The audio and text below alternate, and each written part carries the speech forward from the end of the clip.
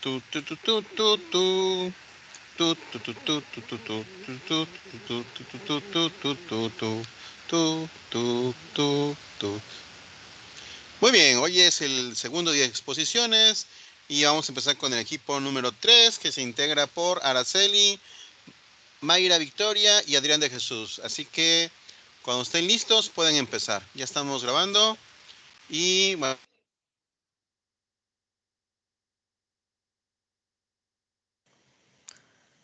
Ok, que cargue. Ok, creo que ya se ve, ¿no? Bueno, sí, ya. um, ok, gracias. Eh, bueno, nosotros somos el equipo 3.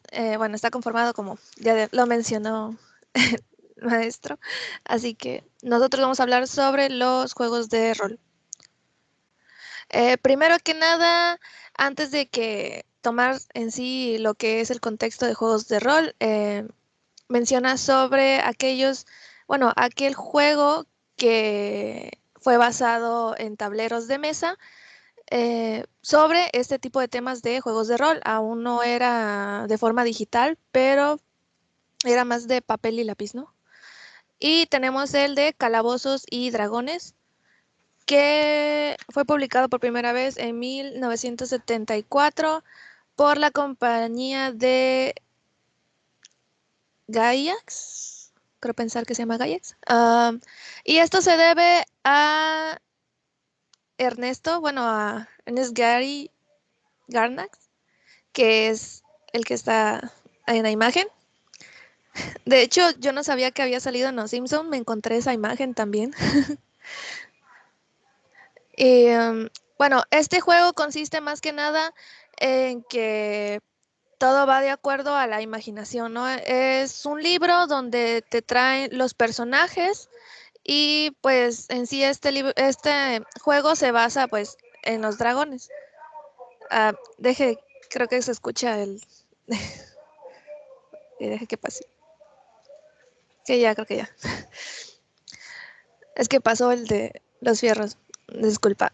Am, bueno, continúo.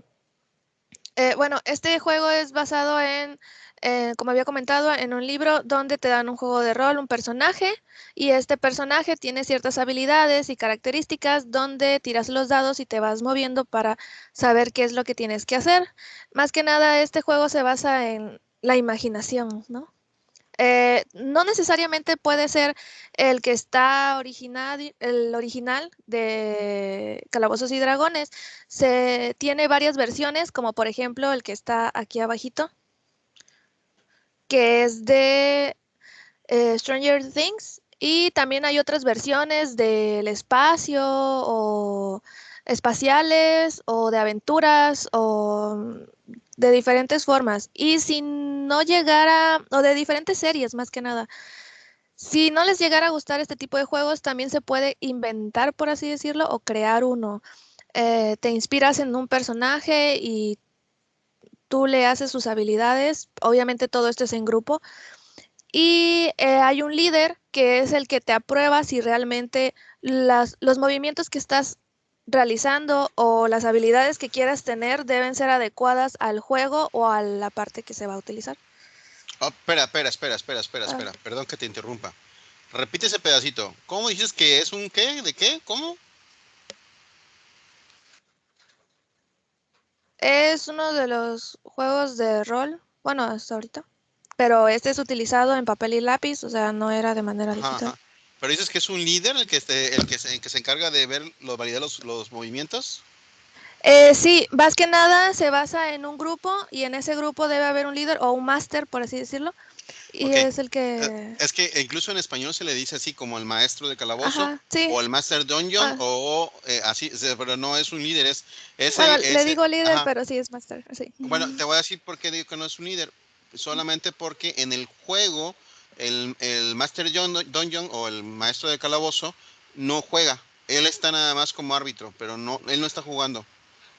Narra la historia exactamente lo que dice un compañero.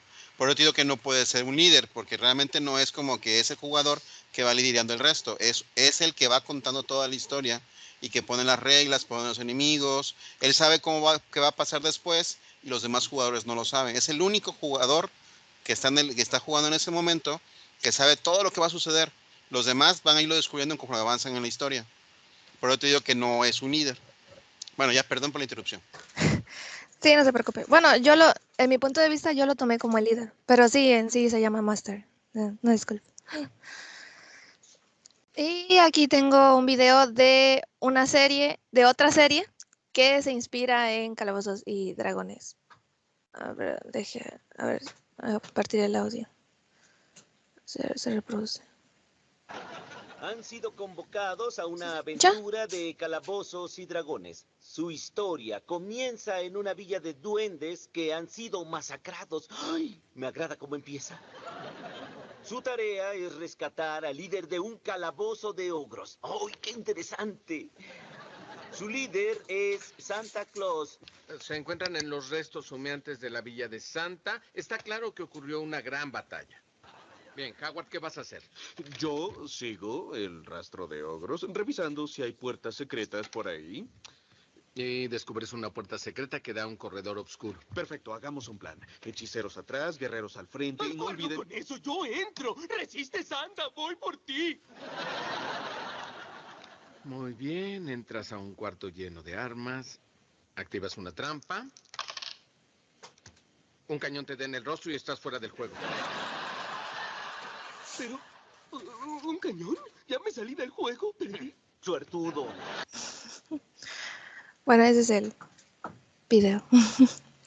Bueno, en este caso ellos lo hicieron de manera festiva de Navidad en Santa Claus.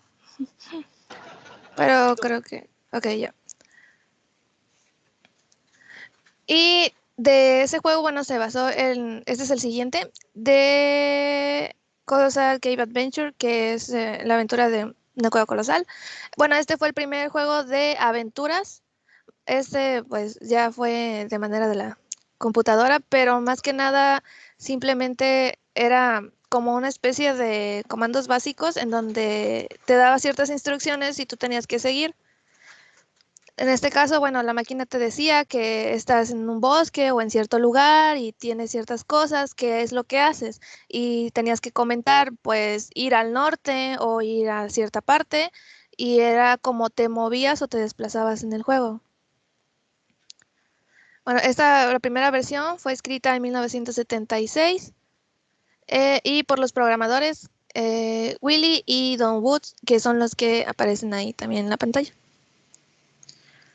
Y también tengo otro video de la misma serie, pero que este se basa en este tipo de juegos de aventura. No sé si comparto audio también, ¿no? Creo que sí. ¿Sí tiene el audio? Que no veo. Sí. Sí se escuchó. Sí, ok, sigo, continúo. There is quicksand to the west. A path leads to the east. Go east. An iron gate blocks your way. Open gate. It's locked. Well, so much for that. It's getting pretty late. How come you're still up? I found an emulator online that lets you play classic text-based computer games from the 1980s.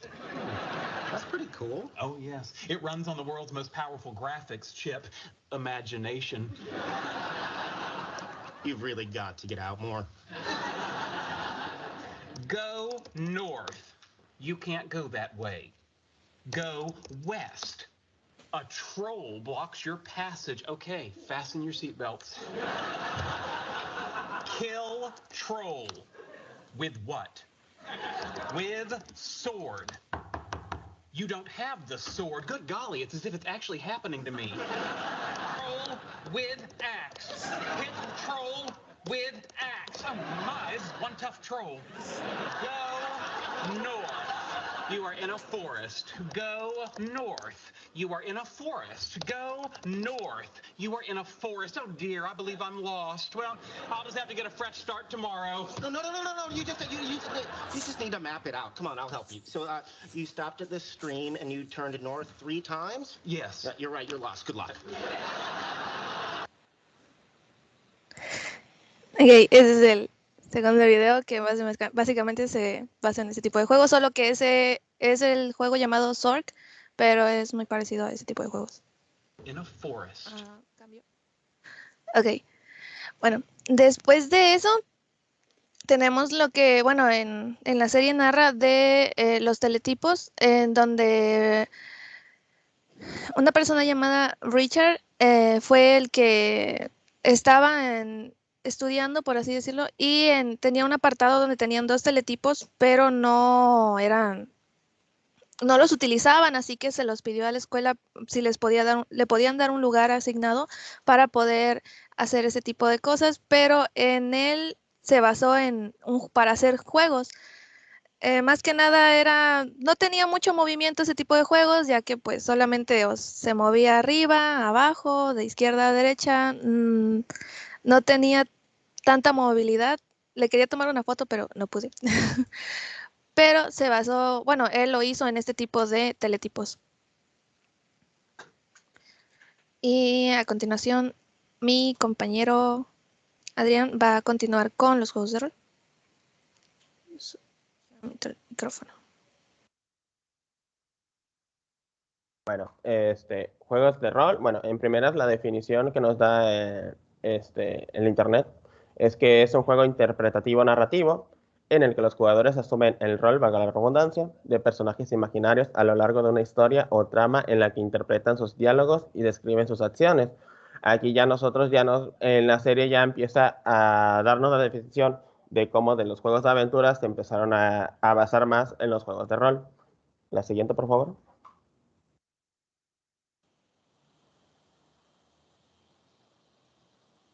Y más que nada, el primer juego que se sacó en esos entonces fue Mystery House, perdón. Y era el primer juego de Roberta Williams y con su marido Ken Williams, que son los que salen en las fotos. Ken Williams era el que estaba estudiando el área de informática. Con este juego fue el que se fundó Online Systems. En este entonces, Roberta Williams jugó lo que viene siendo Colossal Cave y se dio cuenta del maravilloso que era el juego y quería crear su propio juego una vez que lo había acabado. Entonces fue algo chistoso porque a Ken Williams, como siempre estaba en la computadora en esos entonces, le gustaba mucho salir, porque ya si ya no estaría en su computadora, ya no estaría plasmado en un lugar, nada más en una máquina. Y Roberta Williams aprovechó el momento para que en una cena que tenían, ella le explicó del juego que quería hacer y fue una manera muy divertida porque a pesar de que ella estaba súper imaginando de, no, el juego lo quiero hacer así, quiero que sea de un asesinato, tienes que investigar quién lo hizo, es un poco de misterio. A los demás que estaban dentro del mismo restaurante se sacaban de onda porque pues escuchar ese tipo de conversaciones en un restaurante no era muy típico. La siguiente, por favor.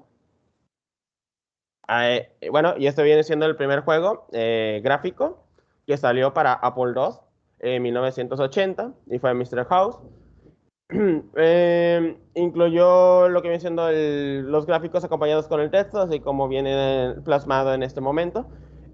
Un dato curioso es que tomaron como base los juegos de aventura que eran en texto anteriormente para poder hacerlo algo gráfico, ya que King quería que el juego ya no fuera tan repetitivo, ya que había muchos juegos de aventura que tenían mucho texto y pues imaginaba, tú tenías que hacer la imaginación, entonces quería hacer algo más novedoso, algo gráfico, pero en esos entonces no sabía cómo hacerlo, dado que pues no había ningún momento, nada que lo podría hacer así de gráfico.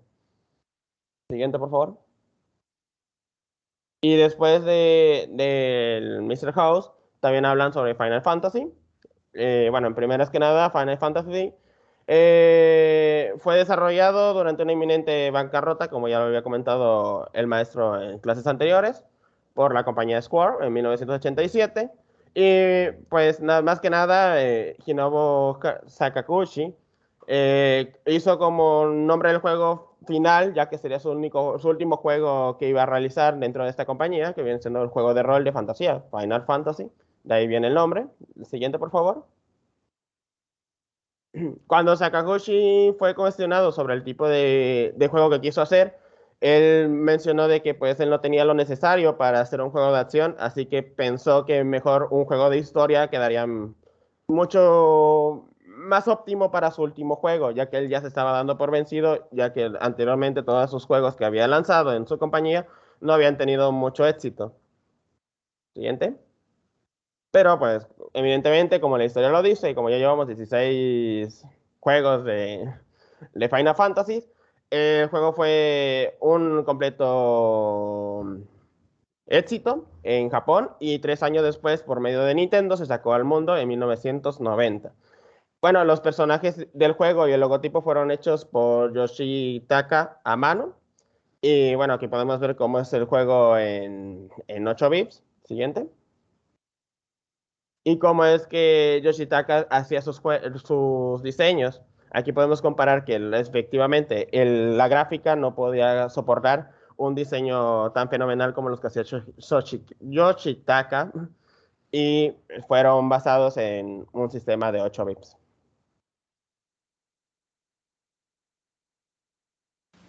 Bueno, ahora voy a continuar con el juego Ultima. Este fue creado por Richard Garriott entre 1980 y 1981. Este juego nace por el gusto que tenía Richard en contar historias y crearlas también al mismo tiempo, que viene del juego de Calabozos y Dragones, que era un juego que le gustaba demasiado, y el poder combinar la tecnología de la época.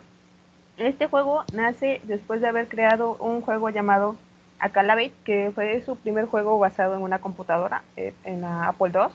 Y como mencionó mi compañera, ya había hecho un juego que nada más era moverse por el tablero en el teletipo. La diferencia que tenía este juego es que, a diferencia de los demás, permitía escoger el personaje. Y pues para la fecha eso era así como que wow, podemos tener nuestro personaje, a diferencia de los otros juegos que pues ya se les asignaba el jugador por defecto, perdón. También una de las características que tenía es que se le podía agregar habilidades como mayor fuerza o resistencia, entre otras cualidades.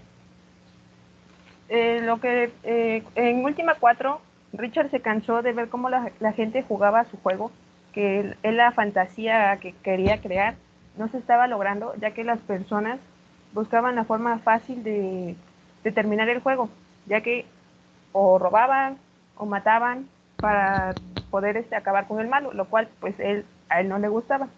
Entonces decide crear modificar el juego en base a lo que es el avatar, que en el diccionario lo marca como que es una encarnación terrestre de alguna deidad. Y pues tomándolo yo más a los videojuegos, es una representación gráfica de un usuario o bien la suma de todas las acciones que puede llevar a cabo el jugador. Teniendo este concepto, perdón.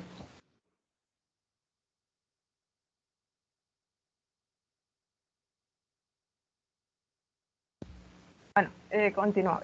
Teniendo este concepto, él decide darle al jugador la conciencia, ya que quería hacer que si uno robaba, uno sintiera eso de que estaba robando. Y si se dan cuenta, o bueno, todos los que hemos jugado videojuegos, esta conciencia sí se logró, porque muchas veces estamos jugando, a nuestro personaje le pasa algo y es como, ay, ya me morí, o ya me caí, o cosas así. Entonces esa conciencia sí la logró conseguir, y en el juego se le llamó virtud.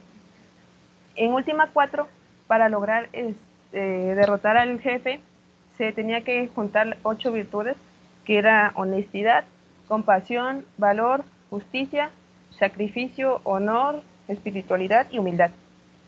Esto generando acciones que tendrían resultados positivos o negativos, ya que si se decidía hacer cosas malas, conforme fuera avanzando el juego, no se iba a poder realizar otras acciones, ¿no? Si uno decidía robar, después uno no iba a poder comprar armamento que fuera a necesitar. La siguiente, por favor.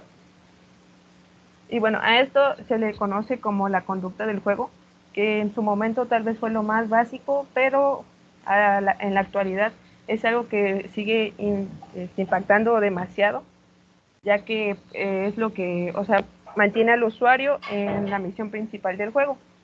Yo cuando escuché esto dije, no, esto no es cierto, pero recordando, por ejemplo, uno de los juegos que jugué fue que el GTA, que básicamente pues eres un delincuente donde tienes permitido robar y matar, pero no puedes matar a la policía, no puedes robar armas militares porque básicamente eso está más mal.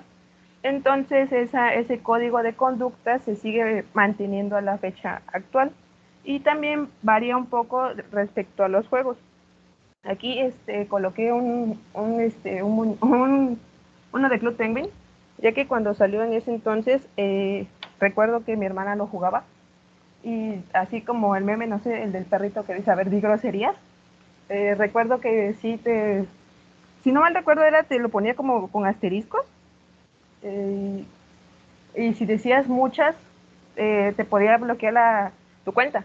Entonces, pues, es a lo que me refiero. Su código de conducta básico afectó tanto hasta la fecha en el día de hoy. La siguiente, por favor. Y bueno, otro de los juegos de rol que tenemos es Gayblade. Gayblade es un juego de temática de rol. Es en un calabozo, para rescatar a la emperatriz Nelda, creado por Ryan Bess en 1992. Este juego nace como una forma de protesta hacia el gobierno, ya que en ese entonces estaba dando la crisis del SIDA y Ryan quería buscar una forma de protestar a su forma, algo que le llenara. Y ya que, bueno, también consideraba que el gobierno no estaba haciendo nada al respecto. Este juego fue uno de los primeros basados en la comunidad LGTB. Uno de los primeros porque se dice que hay otro, que es de una detective lesbiana que busca a su amiga queer, pero bueno, ese es otro rollo.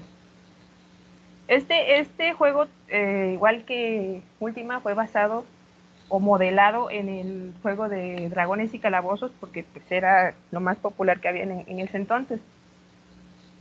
También la comunidad mencionaba que era una forma de escape, aparte de la forma de protesta hacia el gobierno, para la comunidad LGBT. Incluso en el documental Ryan menciona que cuando lo terminó se sintió bastante liberado porque pues sacó toda su frustración que sentía respecto a todo el acoso que había recibido durante su época de estudiante. Bueno, probé este juego y básicamente así como en el video, me morí varias veces, porque al menos lo que siempre yo hago es probar sin leer nada y a lo que salga. Entonces, pues no sabía cómo funcionaba, me morí, después leí lo que se tenía que hacer, pero igual me morí. Este juego cuando fue creado no tuvo bastante éxito como hubiera esperado Ryan. Inclusive se menciona que lo llegó a perder en su mudanza y se recuperó en el 2015 una copia y permitió crear la emulación, que es el que yo jugué. Y en lo personal no me gustó mucho, al menos porque no lo sentí así como que intuitivo. Y por el aspecto de que es un emulador, ocurre que mueves el mouse y es un poco lento y aparte se queda dentro del juego, no es como que puedes moverlo a tu gusto. Para la época yo creo que está bastante bien la forma de protestar y tomar en cuenta a la comunidad LGTB, y yo creo que actualmente no existen así muchos juegos, o de hecho creo que no existe ninguno, y podría ser una buena forma de pues buscar combatir los prejuicios que hay hacia esta comunidad. Yo creo que lo que más que conozco en el tipo de juegos es personajes que pertenecen a la comunidad, pero son personajes secundarios. O sea, hasta el momento no he conocido alguno que sea el personaje principal. Entonces sí, considero que sería una forma de incluir más a la comunidad. Bueno, eso sería todo de nuestra parte. Gracias.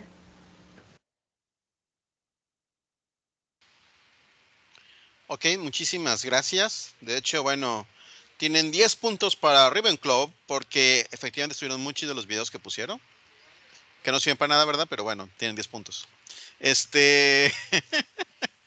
Bueno, estuvo muy bien. Lo único detalle fue que los interrumpí por eso, por lo del calabozo de dragones. Porque el calabozo, el máster del juego, es un rol específico que se traduce así como el máster del calabozo, ¿no?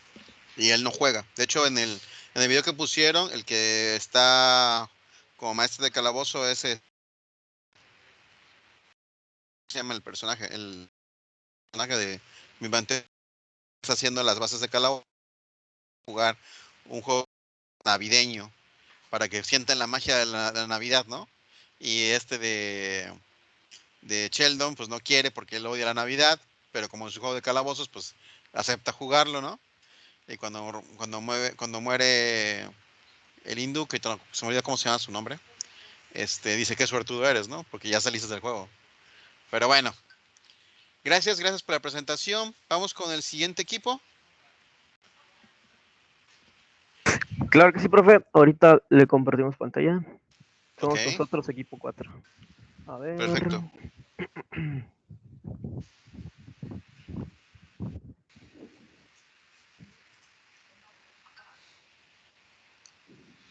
Esto de los juegos de rol es muy importante porque van a ver que hay muchísimos juegos actuales de rol. De hecho, los juegos lucrativos más grandes que hay ahorita son juegos de rol.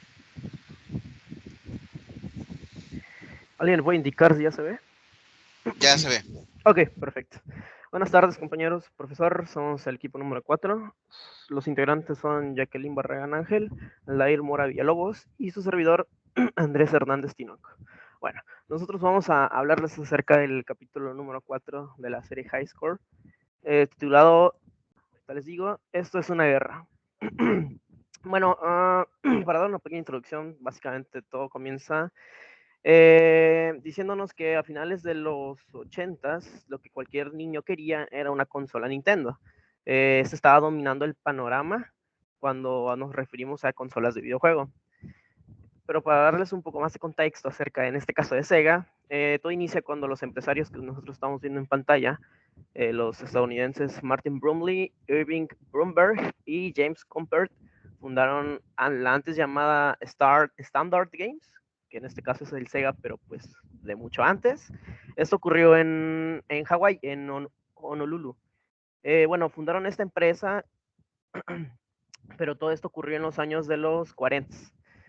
El objetivo de esta empresa era construir máquinas tragaperras, recreativas, y los pinballs. Esto simplemente para darles entretenimiento en las bases militares americanas cuando ocurría la Segunda Guerra Mundial. Te interrumpo un segundo. Sí, profe. Tragamonedas, por favor, tragamonedas. Lo que acabas de decir se me escuchó muy feo. Claro, en español de México es tragamonedas. Ah, Sí, bueno, claro. En español de España es lo que acabas de decir, pero se escucha muy feo. Ok, profe, gracias por la observación. De nada. Como decía el profe, tragamonedas y los pinballs. ¿Qué pasa? Que como ellos se dedicaban a la creación de los pinballs, hubo un problema legal por ahí en Estados Unidos que prohibieron los pinball. Esto fue a mediados de las décadas de los 70s. Esta situación entonces obligó a que los fundadores de Sega, o de ese entonces, trasladaran la compañía hacia Japón en el 1951. Bueno, como les decía, Sega era principalmente conocida posteriormente por sus máquinas arcade. Aquí, como pueden ver, estamos viendo las tragamonedas de aquel entonces. En esta siguiente diapositiva ya podemos ver las consolas las máquinas arcade, que era como mayormente se les conocía en aquel entonces cuando se habían trasladado a Japón. Pero pues realmente sabemos que la batalla real comenzaba en ese entonces con las consolas domésticas locales. Por lo que Sega se lanza al mercado japonés con su consola llamada Genesis.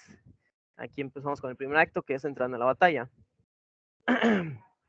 Esta nueva Genesis, esta nueva consola, utiliza la tecnología de 16 bits, lo que suponía pues un salto gigantesco con respecto a las consolas de Nintendo, que pues utilizaban 8 bits. Se puede entender entonces que Sega tenía, digamos, una pequeña ventaja frente a Nintendo. Lo único que necesitaba Sega era pues un buen juego, buenas historias, pues para pegarle más, ¿no? No simplemente con tener la tecnología 10 bits les era suficiente para ellos. Por lo tanto, para desarrollar esta idea, desarrollar este objetivo, los de Sega, o en este caso Sega Japón, acudieron al señor que estamos viendo en pantalla, llamado Tom Kalinske. Ese señor fue el general de Sega durante la guerra contra Nintendo. La historia que este hombre nos cuenta es que él bueno, aquí pueden ver la foto de él en aquellos tiempos, ya de joven.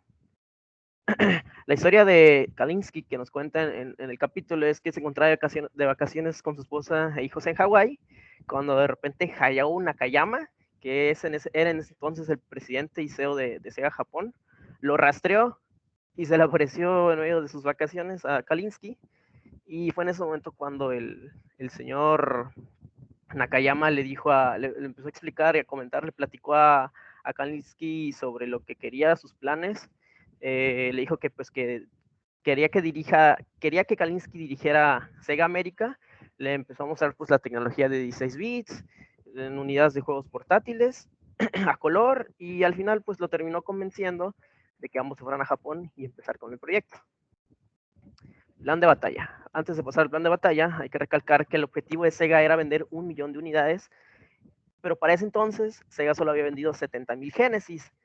Por eso, para este punto, o para alcanzar este objetivo del millón de unidades de Genesis, Kalinske tenía que idear un plan de batalla. Entonces esto nos lleva, como pueden ver en pantalla, al segundo acto, que se titula el plan de batalla. En este plan de batalla podemos observar que consistía en 5 simples pasos. El primero era lower the price, bajar el precio. Defeat Mario, vencer a Mario. More sports, más deportes. Cool for teens, cool para los adolescentes. Y make fun of Nintendo, o sea, burlarse de Nintendo. Vale, entonces, bueno, relativamente el paso 1 era fácil, simplemente tenían que reducir el precio. Bueno, aquí podemos ver que la serie nos dice que normalmente una consola Genesis nos salía en $190 de aquel entonces. Y bueno, simplemente le redujeron $30 y ahora te podía costar $150. Por lo tanto, se podría decir que el primer paso de bajar precios ya estaba hecho. Luego entramos con el paso número 2, que es Defeat Mario. Vamos a vencer a Mario. ¿Cómo lo vamos a lograr? Pues Mario era la mascota más famosa en ese entonces, bueno, actualmente, ¿no? Pero entonces estaba en el boom de que era la mascota famosísima de Mario.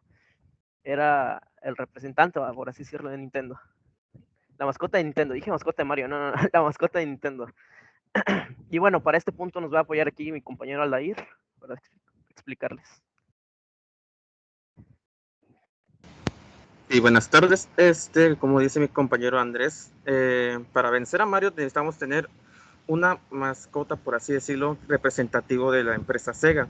Así es que este diseñador de juegos, Hirokazu Yasuhara, está tratando en este capítulo de pensar en cómo solucionar el problema de tener a una, digamos, mascota representativa de la empresa para poder estar a la altura de Nintendo.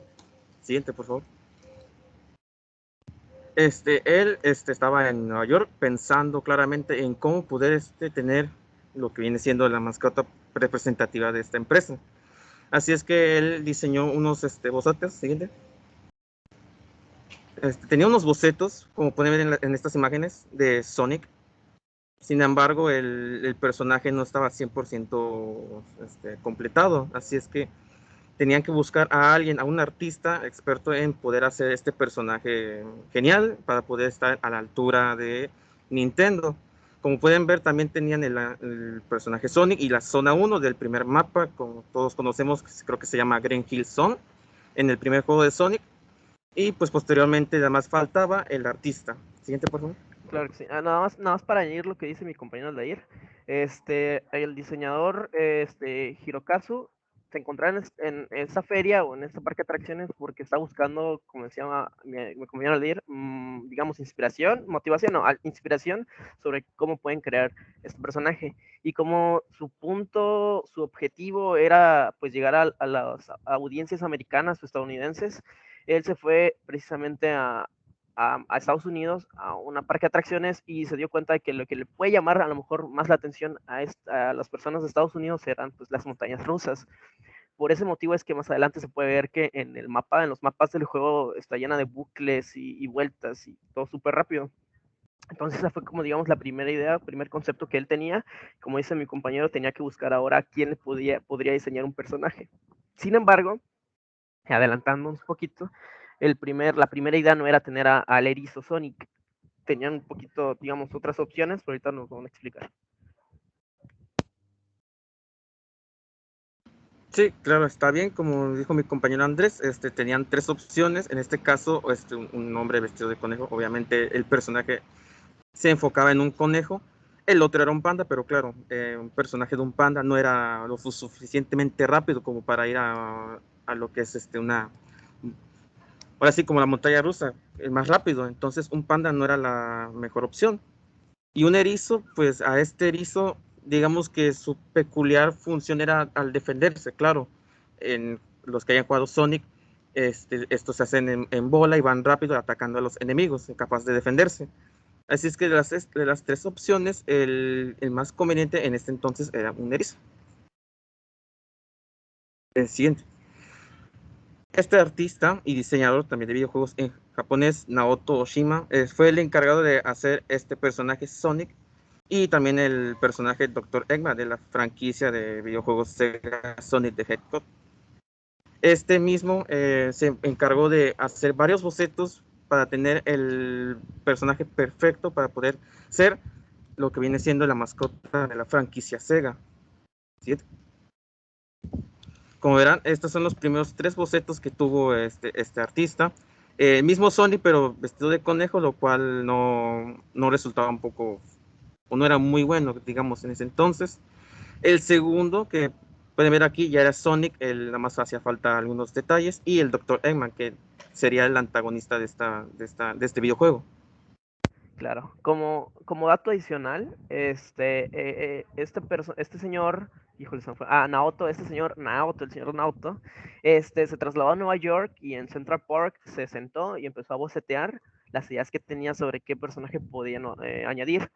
Dibujó esos 3 personajes y en ese mismo lugar en Central Park empezó, digamos, que a encuestar a la gente que por ahí pasaba y les preguntaba, ¿qué personaje crees que sería mejor por un videojuego? ¿O qué personaje se te hace más atractivo, te gusta más? No sé, el caso es que terminó llegando a la conclusión de que a la gente le gustaba más el personaje en medio que Sonic. Y entonces ahí fue cuando él se decidió y dijo, ¿sabes qué? Este va a ser el personaje que le va a dar en la torre a Mario.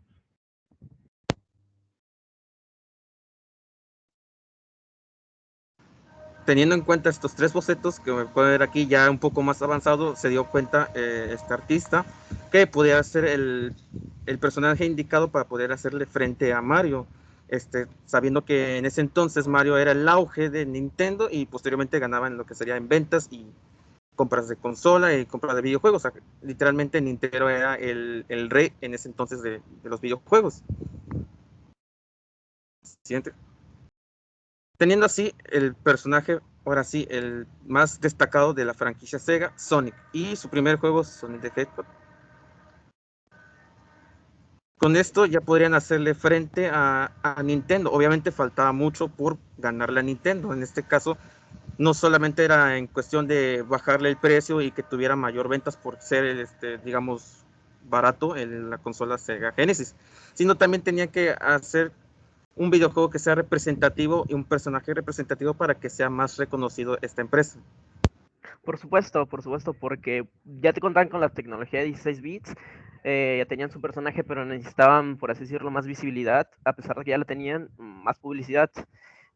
Por lo tanto, una vez de años de desarrollo, en 1991 fue cuando finalmente lanzaron a la luz Sonic the Hedgehog, perdón. Y bueno, fue cuando todo se fue subiendo como espuma. Un paso importante de vencer a Mario fue el campeonato mundial, campeonato mundial de Sega, llamado Rock the Rock. Bueno, consistió en varios pasos, pero lo vamos a explicar un poquito más adelante. Se podría decir que para este punto, Defeat Mario ya estaba tachado de la lista. Correcto. Una vez teniendo el paso 2 listo, vamos con el paso 3, que sea más deporte. En ese entonces, el hacer un videojuego de deportes que incluyeran varios personajes, puede ser 11 contra 11 jugadores, un partido de fútbol, en ese entonces era muy difícil. Claro está que en este capítulo menciona fútbol americano, pero también era muy difícil ya que contenía muchos jugadores y al no soportar tanto el peso el recurso más bien que ocupaba este videojuego, pues era un poco más difícil. Siguiente. Este señor Trip Hawkins, un empresario estadounidense y fundador de Electronic Arts, fue el encargado de hacer de planear este paso, que sería el conseguir un videojuego que, igual que como otros, sea el más representativo o que llamara la atención a los adolescentes o quizás también adultos en ese entonces. No solamente se enfocaban en tener un videojuego tal como, por ejemplo, Sonic, y nada más, sino que tenía que tener una variedad que también fueran llamando la atención para poder conseguir más ventas y poder alcanzar a Nintendo, o por lo menos darle batalla o tener un rival. Siguiente. Sí, claro. Bueno, nada más para agregar, el señor Trip Hawkins, como dice mi compañero, que es el empresario estadounidense, él estaba paralelamente desarrollando, bueno, ¿cómo decirlo? Creando su empresa, porque él estaba aferrado, se le metió la idea de que quería crear un juego de deporte o de fútbol, en este caso americano, pero él no tenía nada que ver para este entonces con Sega. Él simplemente armó su empresa llamada Electronic Arts, o también conocida como EA. Posteriormente se llamó EA. Y bueno, posteriormente, bueno, continúo, perdón, compañero. Esta empresa Electronic Arts en ese entonces se encargaba de hacer videojuegos de deporte, ya sea para béisbol, para fútbol americano, entre otros. Obviamente, ahorita Electronic Arts es una empresa muy reconocida, ha creado varios videojuegos, una de esas, el más conocido FIFA, y el más conocido Madden para fútbol americano. En este año, o sea, hablando del capítulo, se encargaba de videojuegos en este caso para Sega, de 16 bits. Tenía que buscar la manera de cómo desarrollar un videojuego que sea representativo o que tuviese la misma función que un partido de fútbol americano real. Este señor Joseph Ibarra, que es productor y diseñador de videojuegos estadounidense, dejó Apple Computer en 1982 para trabajar en el nuevo Electronic Arts. Digamos que su principal función fue crear el videojuego, en este caso Madden NFL. En ese entonces se llamaba Joe Madden, en el mismo capítulo lo dice. Estaban buscando la manera de cómo hacer un videojuego tan real como si fuera fútbol americano. Así es que él diseñó muchas opciones, de por sí era muy complicado, él mismo lo dice, muy complicado, ya que tiene que basarse en los personajes, lo que sería estatura, el modo de juego y muchas cosas más. Entonces se le dificultaba un poco, y en el mismo video explica que la manera de cómo trabajaba era por post-its, si no mal recuerdo. Él llenaba un recuadro en su pizarrón, varios post-its, y diciendo cada uno la acción del jugador. O sea, eran miles de acciones que tenía cada jugador diferente. Y si hablamos de fútbol americano, pues tienen tácticas diferentes o el modo de juego diferente. Eso es lo que explica en esta parte.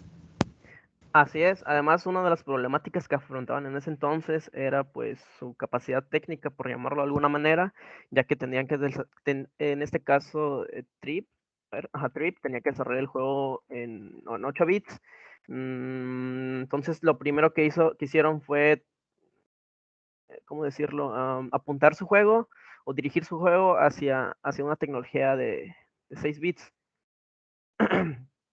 Entonces, después de años de desarrollo, se pudo crear el John Madden Football y se testeaba en ese entonces en una Apple de aquel entonces, como se puede ver en pantalla, así lucía el juego en ese entonces.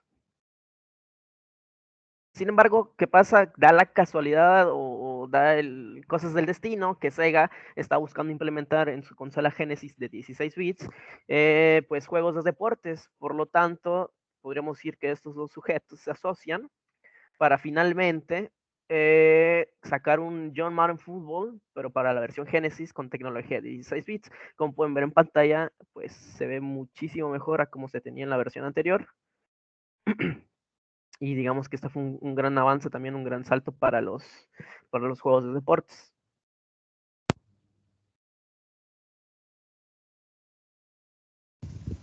Claro, y aparte, una ventaja que tuvo en este caso era John Madden. Él era un legendario narrador de fútbol americano y también jugador en estos tiempos, por lo que él mismo contribuyó más bien ayudó a que ¿cómo decirlo?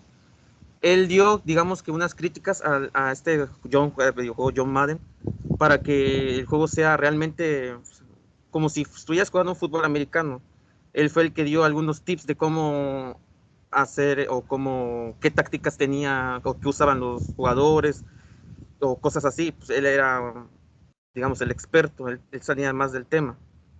Finalmente John Madden terminó siendo parte del equipo de desarrollo y de todo lo que tenga que ver con este juego, porque incluso para la publicidad se utilizaba a él, su rostro, o sea, su persona, su figura pública para promocionar el juego y así atraer más público y darle ese visto de profesionalismo al John Madden Football.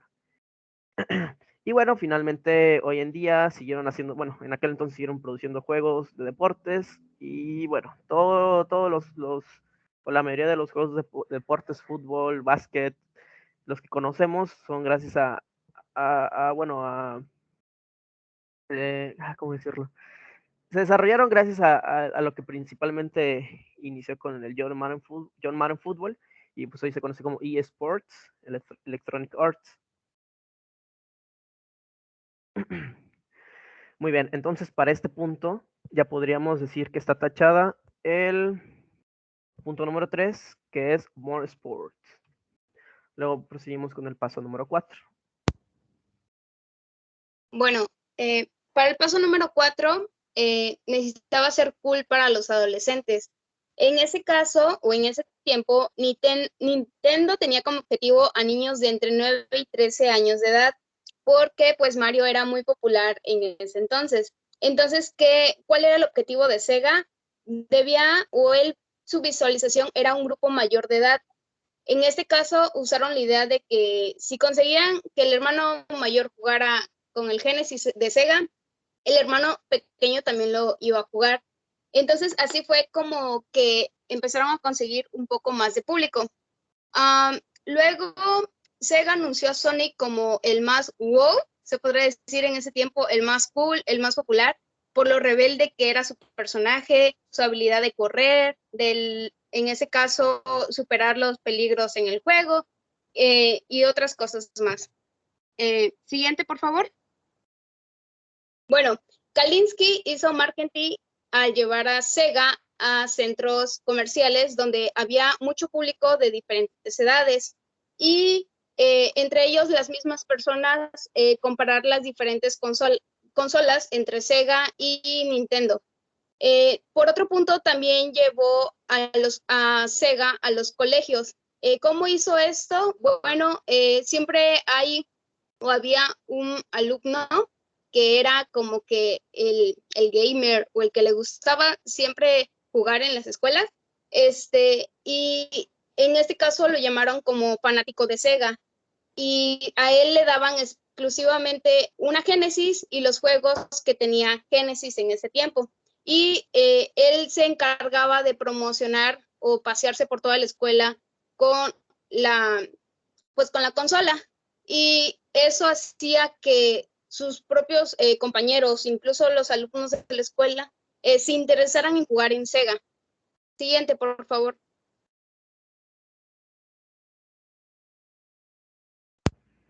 Bien, perdón.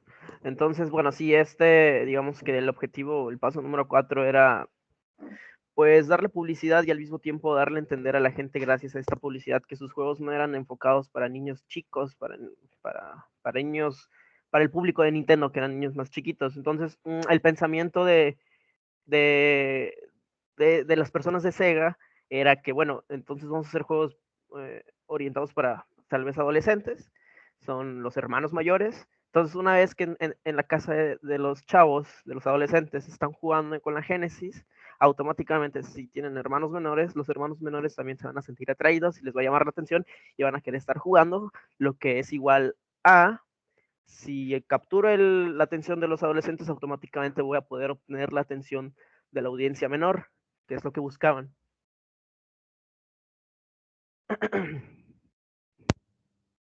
Y bueno, ya por último, la publicidad. En este caso, Sega hizo ciertas publicidades, pero de forma de burla. En este caso, les presentamos dos de los comerciales que Sega publicó en ese entonces para darle en la torre a Nintendo. No sé si puedes reproducirla, por favor. Me parece que no tiene sonido. Si quieren lo pongo con sonido o así lo podemos dejar. Sonido, sonido.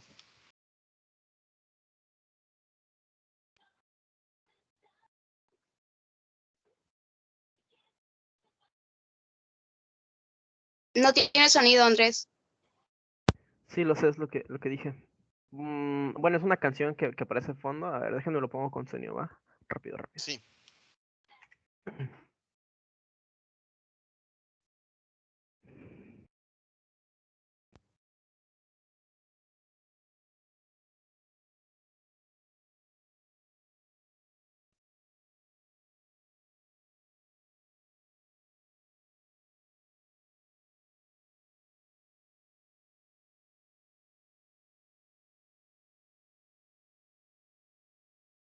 No me deja compartir con sonido, no sé la razón, pero al terminar la exposición les dejamos los enlaces porque si los quieren, no sé por si los quieren ver, no duran más de 2 minutos los videos, son cortitos. Okay. Básicamente lo que escuchamos es una canción una publicidad, pero de fondo es una canción de Sega en la que, bueno, el título es Genesis does what Nintendo don't, que es un juego de palabras burlándose de que Genesis puede hacer muchas más cosas de las que Nintendo no puede hacer. Y bueno, en eso consiste la publicidad. Al final sale lo que les decía. Aquí presentan sus juegos, todas las novedades que ellos tienen para ofrecer. Y al final, miren, aquí sale Genesis 2, What Nintendo Don't. Y bueno, del otro lado es un comercial en el que ponen en comparación las dos consolas representadas con un carro. Uno es un carro todo lento, incluso creo que es compuesto, y el otro es un carro de carreras, como pueden ver, y pues da a entender que obviamente el Genesis, que es el carro de carreras, hace comer el polvo al carro que es lento, que en este caso representa a Nintendo, o la NES. Miren, ahí está. Y bueno, esos tipos de comerciales eran burlas, no faltando al respeto, era la intención, pero dando a entender que ellos eran mejor que Nintendo, ¿no? Y bueno, básicamente hasta aquí terminaría la exposición. Aquí simplemente tachamos el paso número 5 y bueno, daríamos por terminada que a finales de los años, a principio de los años 90, Sega termina vendiendo muchas más unidades que la empresa Nintendo. Por lo tanto, se puede decir que esta guerra la termina ganando Sega. ¿En serio? Parece entonces, claro. ¿Cuántos de ustedes tienen un Sega? Yo no. ¿No venden ya Segas? No, profe, yo no estoy hablando actualmente. Digo, para ese entonces, la cronología de la serie nos dicen que el ganador es Sega. No, ahora sí, desconozco. Nunca lo fue. Realmente Nintendo siempre aplastó. Y sobre todo en Latinoamérica es donde Nintendo tuvo demasiada presencia. Fue abrumadora su presencia. Sí, no lo dudo. Yo nada más aquí estoy dando los datos que nos está dando la serie, pero ahí sí. Ahí la dejo. Ok. Bueno, pues muchísimas gracias. ¿Tienen alguna pregunta para sus compañeros?